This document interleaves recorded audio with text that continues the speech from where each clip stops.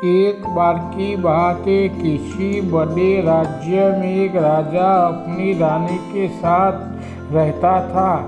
उसके राजा ने प्रजा बहुत खुश थी। राजा अपनी प्रजा का ध्यान अच्छी तरह रखता था, इसीलिए सभी लोग राजा और रानी को दुआएं देते थे। सब कुछ होने के बाद भी उन दोनों को बस एक ही बात का दुख था कि उसकी कोई संतान नहीं थी। रानी सूरज की पूजा करती थी।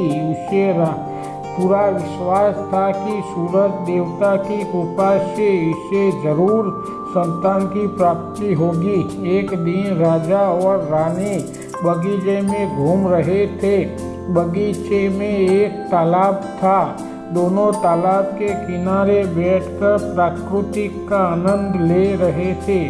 तभी वह एक मेढक आया और उसने कहा कि रानी को बहुत जल्द सूरज देव की कृपा से एक पुत्री की प्राप्ति होगी। मेढक ने जो कहा था वो सच हुआ और उसी साल रानी को सूरज देवता की कृपा से खूबसूरत बेटी हुई। रानी को सूरज देवता के आशीर्वाद से बेटी प्राप्त हुई थी, इसीलिए उसका नाम सनशाइन रखा गया। राजा ने उसके पैदा होने पर बहुत बड़ा उत्सव रखा और उनमें सभी को बुलाया, लेकिन गलती से काली परी को बुलाना भूल गया। जब सभी राजकुमार को आशीर्वाद दे रहे थे, तभी काली परी आ गई और उसने गुस्से में राजा को श्राप दिया कि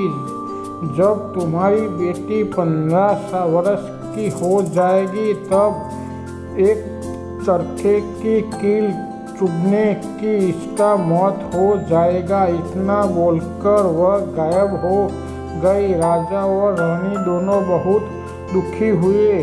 उनको दुखी देखकर सफेद परी ने उसको सांत्वना देते हुए कहा कि चिंता मत करो, मैं इस श्राप को रोक तो नहीं सकती, लेकिन इसे कम कर सकती हूँ। सफेद परी ने कहा कि कील चुभने से यह 100 साल के लिए सो जाएगी, साथ ही पूरी पूजा और आप सभी को सो जाएंगे।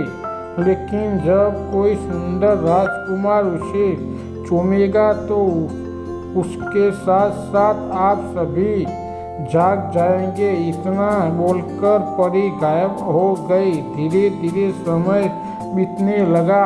राजकुमारी बड़ी होने लगी। वो समय भी आ गया जब राजकुमारी 15 साल की होने वाली थी। तभी राजा और रानी को किसी काम से राज्य से बाहर जाना पड़ा।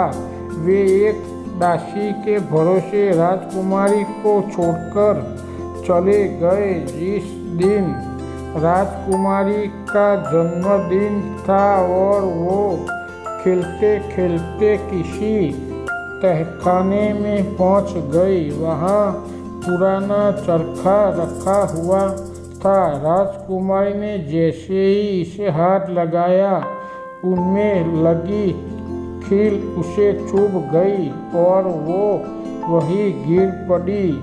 सेवकों ने उसे बहुत ढूंढा और वो तहखाने में सोती हुई मिली। उन्होंने इसे जैसे ही इसे बिस्तर वहाँ जाने से रोका और कहने लगा कि जो भी वहाँ गया कोई वापस नहीं लौटा। लेकिन राजकुमार ने किसी की भी नहीं सुनी और महल की ओर चल गया।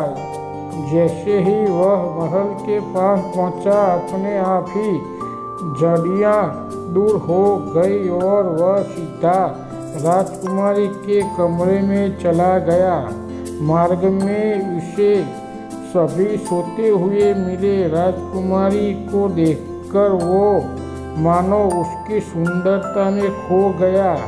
उसने खुद को संभालते हुए जैसे ही वैसे चूमा, वैसे से ही काली परी का श्राप टूट गया और उसके साथ ही सभी नींद से जाग गए।